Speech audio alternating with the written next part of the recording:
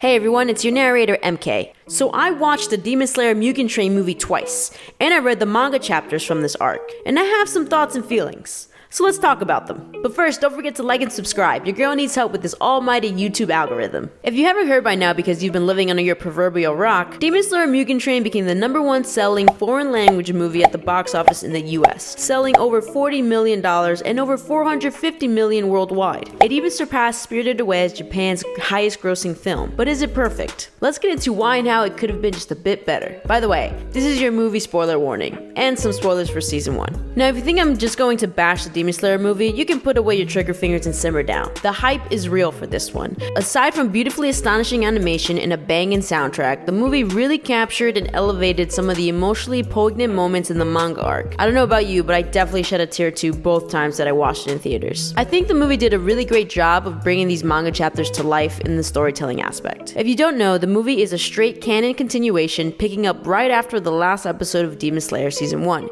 and it covers the Mugen Train arc in the manga, which is about 12 chapters long. Now, because this is not a standalone movie, it faces some characterization issues, understandably. The movie just can't afford time to go into the backstories of the characters that we've already seen in Season 1, like Zenitsu's story and even Tanjiro and Nezuko's full story. But we're not going to criticize it as a standalone because it's not, even though a large number of people who went to see this movie went into it blind without even having watched Season 1 and were understandably confused in some areas. I know a couple people were asking me questions about it, but as a whole, it encompasses a good beginning, middle, and end. This movie has amazing, and I mean truly amazing characterization of Rengoku. In the span of just 2 hours, you meet this high energy, strong, and passionate flame Hashira with a heartfelt backstory, an inspiring mantra that he believes in, and just an overall badass. And by the end of it, you're thankful that the movie theater is so dark because your tears are spilling over into your popcorn because you know you won't get to see him again. I miss him already. And I really wanted him to train Tanjiro and so on. So this movie did a phenomenal job with that. But there was also a big missed opportunity in the characterization of the demon villain. The first one, the lower rank 1 demon with the dream powers. That's right, I bet you don't even know his name. That's because they don't even say it in the movie. Not that I recall. Now I saw this movie twice and I don't remember them ever saying his name, but correct me if I'm wrong in the comments. But we don't even know the dude's name in the whole movie, which is Enmu, by the way, and I know that because I read the manga. And this is indicative of just how they missed the mark on this villain in a few ways that left me feeling a bit disappointed, honestly. Now let's quickly focus on some season 1 villains that the anime did well. In episodes 11 through 13,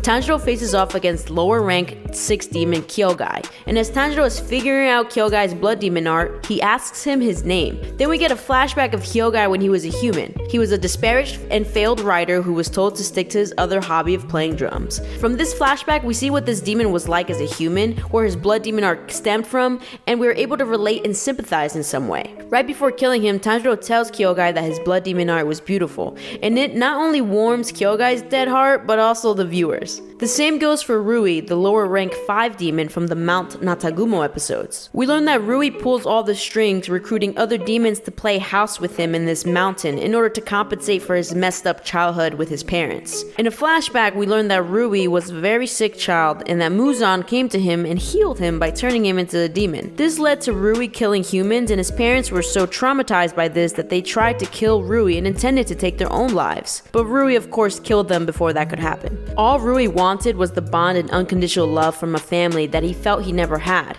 and he was envious of Tanjiro and Nezuko's bond because of that. Tanjiro senses Rui's regret and feels sorry for him. Now this is really good villain characterization and storytelling. With both of these lower rank demons, we learn about their human life and a bit about their blood demon art, and us as the viewer even feel sympathy for them as they're dying the same way Tanjiro does. Unfortunately, the same cannot be said for Enmu. In the last episode of Season 1, we see Enmu receive Muzan's blood, and he says how it's like a dream come true for him. I think this is where he got his talking dream-inducing freaky hand ability from, but it's unclear in the episode and completely unexplained in the movie. Like, if you're a viewer watching Mugen Train blind, you're kind of just supposed to accept that this bad guy has this powerful ability. I don't know about anyone else, but I really wanted to know the story behind his dream blood demon art, and we just never got it. Not only that, but we also had zero glimpse or insight into Enmu's past human life. I guess he's just supposed to be this pure evil bad guy who loves to see people in despair with no other nuance to his character. And this just makes him an evil villain caricature. Even in his dialogue of how he loves seeing the look in his victim's eyes before he kills them, it's super cliche villain stuff. Because of this lack of backstory and characterization of Enmu, at the end when he's dying and giving his monologue, the moment just really falls flat here. As a viewer, you don't feel anything for Enmu because there was no nuance to him. You knew nothing about him. And it was just a long moment of him going on and on about how he's pathetic and about to die and couldn't reach the upper ranks. And you're just like, okay, I don't care, just die. This could have been an emotionally impactful moment, but instead it just falls flat. Now, an argument can be made that Enmu was meant to be a sadomasochist, but if so, then I wanted to see that more. I wanted to see how ruthless he can be with his victims. But they didn't show us that, they just told us that. I wanted to hate him for being so sadistic, but instead, I kinda liked him and I wanted to know more about him. Now, in the grand scheme of things, this may not be a big deal, like, oh, it's just the villain. And this might seem very nitpicky and overcritical, but it's interesting that the other demon villains in the anime received backstory and this higher ranked one didn't. I get that the movie's just following the manga's source material, but the movie did take some storytelling and creative liberties, and they could have done the same for Enmu. I just really felt like this movie could have benefited by just giving us a little more about Enmu. Like, even the upper rank 3 demon that comes in at the end, Akaza, had more backstory than Enmu. We learned that in his former human life, Akaza was a martial artist, and through his dialogue while he's fighting Rengoku, we see his motivations as to why he wants Rengoku to become a demon. You don't get any of that for Enmu other than he enjoys killing humans. And as the villain who's on all the movie posters, it just felt weird that they made him a villain caricature. But hey, maybe that was the point? I don't know, to me it felt inconsistent with how Demon Slayer portrays its villains.